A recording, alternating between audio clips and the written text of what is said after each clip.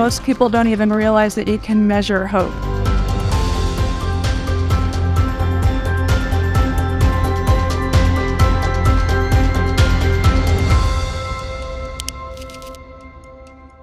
My hope and our hope is to spark and plant the seeds of something that'll be meaningful for all of us. I work at Walmart Corporate. I'm a director of public affairs for multicultural minority communities. I really am grateful because Walmart is really my tool to make impact in communities. And I'm also an explorer, a wanderer, and I get to really mix all of those things and meet amazing people, like some of the people you're going to hear from today.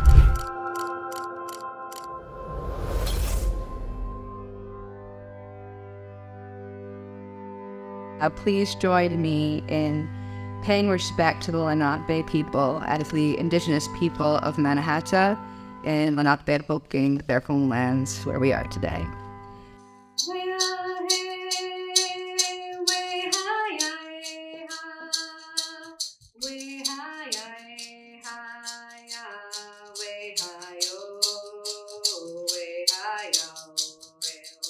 I wish that my dad were here to see this. You know, he was my hero. And unfortunately, when I was 18, he died by suicide.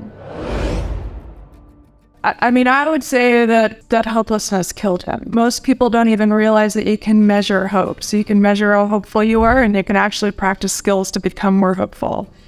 And hope impacts everything. It'll impact the workplace, your health, your life, your relationships, how long you live. So much is impacted by hope. It's key to life.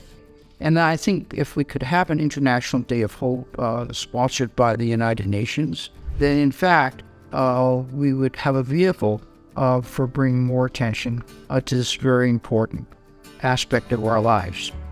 But through research and through experience, there's now ample evidence that hope is no longer an amorphous concept, but it's teachable.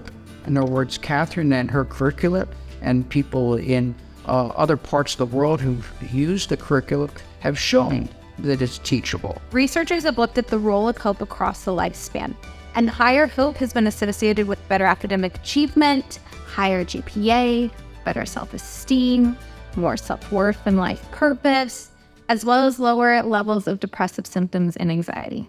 The media was filled with stories of hopelessness and depression and how deleterious this is to everyone's well-being. But nobody speaks about the other side of the coin, the hopeful side.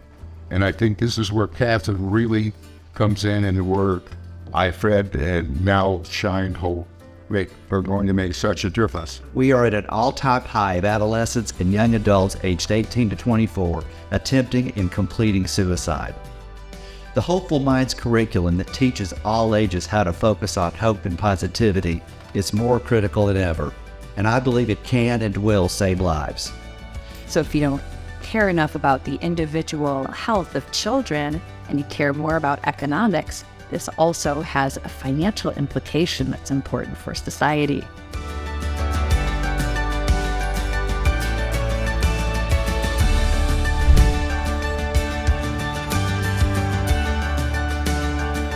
Through my journey, I realized that being an entrepreneur is like riding a roller coaster. You have your ups and downs, and there will be corkscrews and crazy turns that you never expected.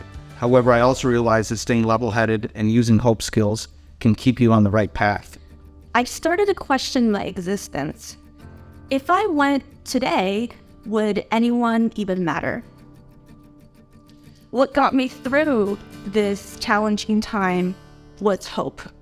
Movement has transformed my life in so many ways. To go from hopelessness into hope, it takes courage. It requires us to take action outside of our comfort zone. I think when we talk about hope, we see this, it's like when we talk about happiness and when we talk about being happy, we're always thinking about this long goal end game. But hope is about each moment and focusing on what it is good in this moment and focusing on appreciating the things that we do have in this moment. Are you ready to be a hope warrior? I can be loved and caring for you, but I must be loved and caring for myself. I can love and take care of you, but not at the expense of me. I am important. I am breath. I am. Hope is a people. Hope is a community. Hope is a way of moving through life. It is the hope of changing something for the better. Or maybe it's just the hope of knowing that change is coming that allows us to step into the next day. If you throw stones in the ocean, you're not going to make waves, but you are going to make ripples. And if everybody throws that stone of their story in the ocean, you're going to change somebody's heart and somebody's mind, and they're going to change somebody else's heart and mind. And so that's the kind of activism and the kind of work that gives me hope. And we have the agency now to do this together. What we know is that hope can be taught, and it must be taught. But it must be taught. Teachers must give homework in hope. Doctors must give prescriptions in hope. So as we begin this annual tradition, I challenge us all to redefine what hope means to us. I challenge everyone to see hope as a tool to improve our current structures, not as the structure we do not have. Every time you feel hope, ask yourself what you can do with it to build the future that you desire. Only once we make hope the blueprint of change can we truly live it, taking care of hope and feeding it and nurturing it and letting us fly upon its back. Hope is a verb. Hope is about action. Hope is not just about this vague dream. It's about action, and action that allows us to create justice in the world. 1 in 25 Americans between the ages of 5 and 40 will die.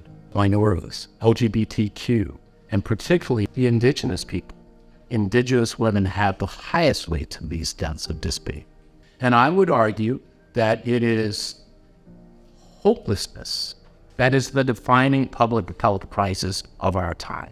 We have an opportunity not just to hope in the manner of having great aspirations, but to hope in the manner of having actions.